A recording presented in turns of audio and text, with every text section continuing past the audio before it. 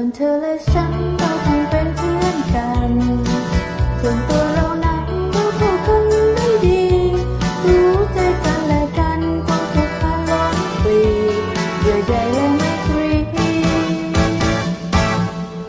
แต่จู่ๆเราสองต้องจากกันเลิกห่าง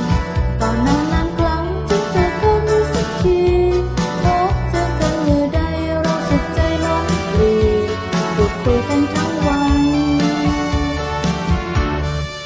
แล้ววันหนึ่งเรามาเจอหน้ากันเธอนั้นสิ้นมีคู่ขวัญเป็นเงาเฝ้าเธอไม่ห่า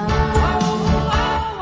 ใจแสนจะปวดร้าวจนฝืนยิ้มให้กับเขายืนกลบรอยเศร้าหมองเพิ่งจะรู้ว่ารักมันก็สายแล้วนั้นคงไม่มีวันได้สิ้นสมสมปองน้ำจะรินตกในตะปีไปทุกห้องเรามองยังเสียดาย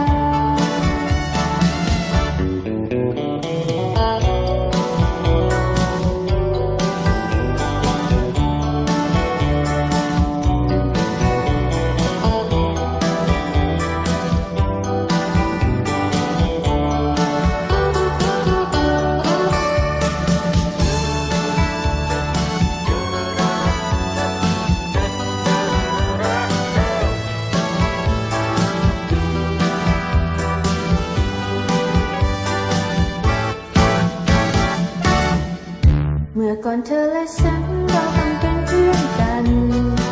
ส่วนตัวเรานั้นเราผูกกันได้ดี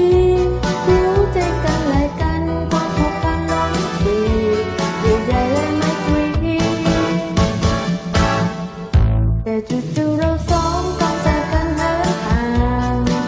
ตอนนานๆครั้งจึงเจอกันสักที